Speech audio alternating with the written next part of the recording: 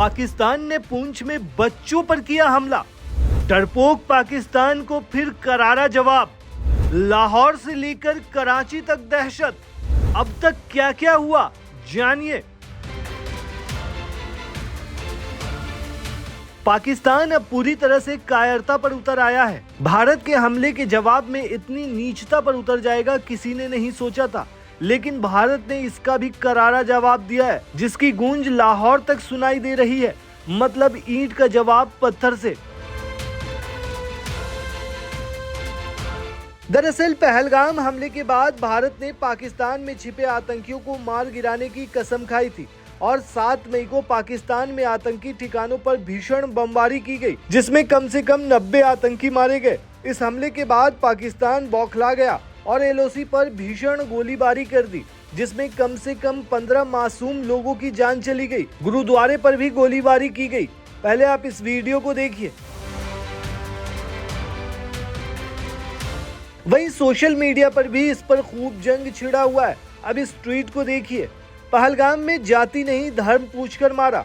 इस मंत्र का जाप आईटी सेल ने अपने भक्तों से खूब कराया। शायद इसी बहाने अंदरूनी सड़कें रंगीन हो जाए, लेकिन सफल नहीं हुए। आज दुश्मन की गोली से शहीद होने वालों के नाम और धर्म भी उन्हें जरूर पढ़वा दें, जो कल से अपने बिलों में दुबके हुए हैं। दरअसल दोस्तों, इस हमले में पुंछ में एक जवान भी शहीद हो गए हैं। आपको बता दें कि इस हमले में पुंछ और राजौरी के एलओसी से सटे गांव में सबसे ज्यादा नुकसान दिख रहा है। पुंछ में एक गुरुद्वारे को भी निशाना बनाया गया, जिसमें 4 लोगों की मौत हो गई। वहीं इस हमले के बाद पाकिस्तान में फिर से खलबली मची है। पाकिस्तान के लाहौर में ताबड़तोड़ 3 धमाके हुए हैं। पाक मीडिया का दावा है कि लाहौर में ड्रोन से अटैक हुए हैं। लाहौर एयरपोर्ट के पास धमाकों की गूंज कई किलोमीटर दूर तक सुनी गई है।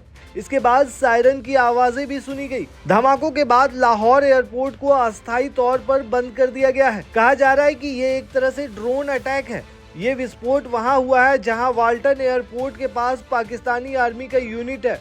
सूत्रों के हवाले से पता चला है कि कराची एयरपोर्ट पर भी फ्लाइट ऑपरेशन को फिलहाल के लिए बंद कर दिया गया है। दोस्तों, लाहौर में ये धमाके ऐसे वक्त में देखे गए हैं जब एक दिन पहले ही भारत ने पाकिस्तान में ऑपरेशन सिंदूर को अंजाम दिया।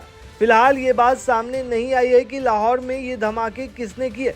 फिलहाल भारत संग तनाव को देखते हुए पाकिस्तान में रेड अलर्ट जारी कर दिया गया है। सभी सरकारी अस्पतालों को तैयार रहने को कहा गया है। देश की हवाई सीमाएं 24 से 36 घंटे के लिए बंद कर दी गई है। इस्लामाबाद और पंजाब के सभी स्कूल कॉलेज बंद कर दिए गए हैं और सुरक्षा बलों को सतर्क कर दिया गया है। वहीं दोस्तों, आपको बता दें कि भारत ने पाकिस्तान पर हमला किया तो वहां के सिर्फ आतंकी ठिकानों को निशाना बनाया गया। कर्नल सोफिया कुरैशी और विंग कमांडर व्योमिका सिंह ने बताया कि रात 1:05 से 1:30 तक ऑपरेशन चला था। 25 मिनट में पाकिस्तान और पीओके में 9 टारगेट पहचाने गए थे। इन्हें ही तबाह किया गया।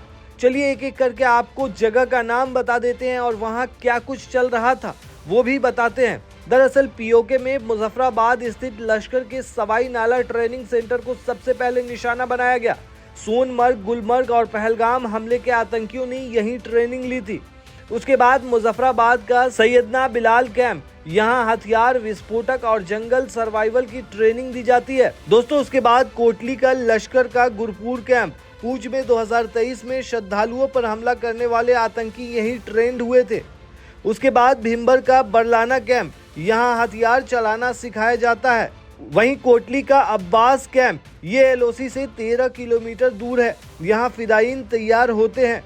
वहीं सियालकोट का सर्जल कैंप, मार्च 2025 में पुलिस जवानों की हत्या के आतंकवादियों को यहीं ट्रेन किया गया था। वहीं सियालकोट का हिजबुल महमूना जाया कैंप, पठानकोट हमला यहीं प्लान किया गया था। मुदीरके का मरकज तैयब कैंप, अजमल कसाब और डेविड कोलमैल हेडली यहीं ट्रेन हुए थे। वहीं बहावलपुर जैश का हेडक्वार्टर था। यहाँ रिक्रूटमेंट ट्रेनिंग दी जाती थी। इसे मेन हेडक्वार्टर माना जाता था। दोस्तों, आपको बता दें कि जम्मू कश्मीर के पहलगाम में टेरर अटैक हुआ था। इस हमले में कम से कम 15 सैलानियों की मौत हो गई थी, जबकि कई टूरिस्ट जख्मी हो गए थे। इस हमले की दुनिया भर में निंदा हुई और पाकिस्तान की भी आलोचना हुई। टेरर अटैक के बाद भारत ने पाकिस्तान में छिपे आतंकियों को मार गिराने की कसम खाई और 7 मई को पाकिस्तान में भारतीय फौज ने आतंकी ठिकानों को ढूंढ कर धुआं कर दिया। इस हमले के बाद दोनों देशों के बीच तनाव बढ़ गया है।